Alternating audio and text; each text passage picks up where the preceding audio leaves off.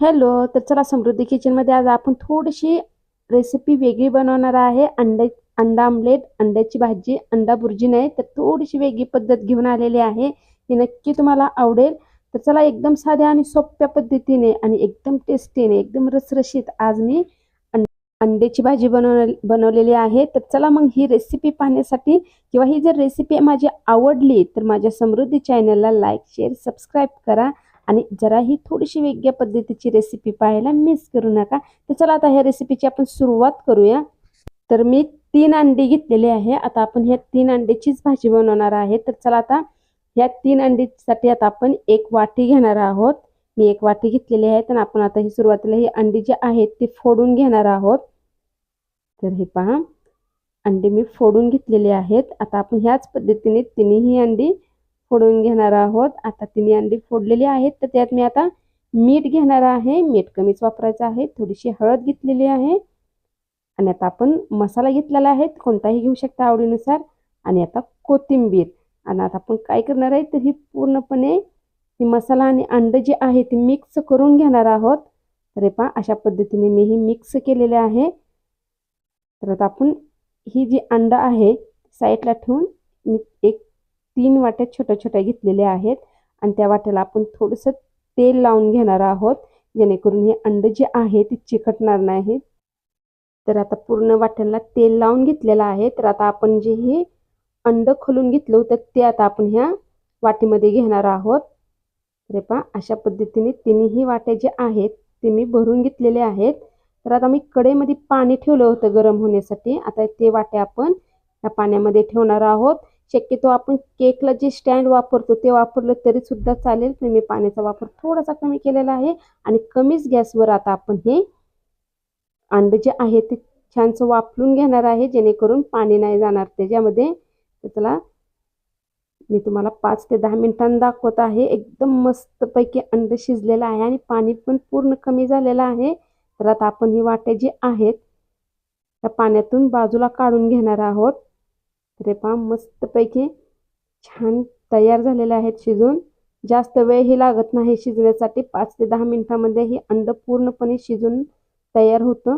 तर चला आता आपण ह्या अंड्यासाठी मसाला तयार करणार आहोत. त्यासाठी मी तेल घेतलेलं आहे. तोपर्यंत ही जी वाटे जी आहेत ती थोड्याशा थंड होत्या.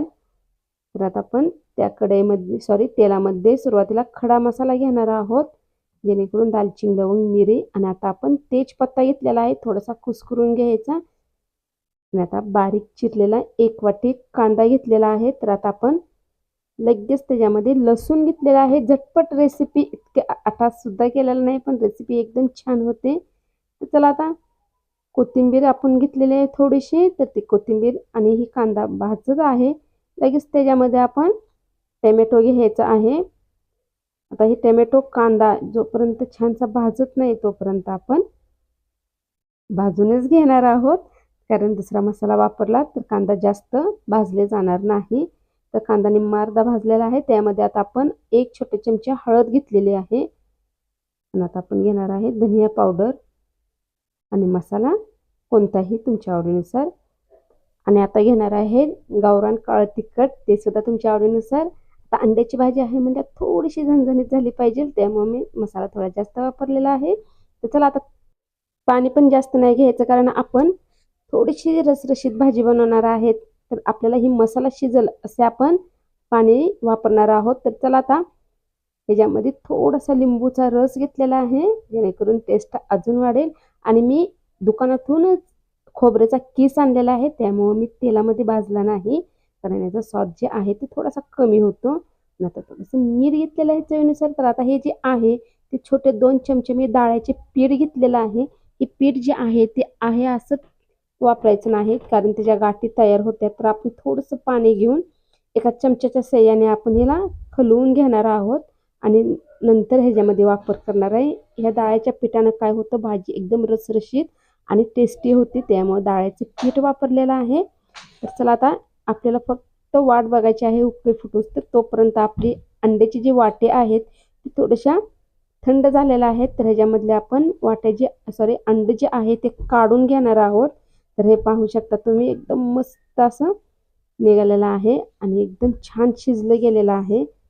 जसं असं वाटेल की जसं ही केकच आहे.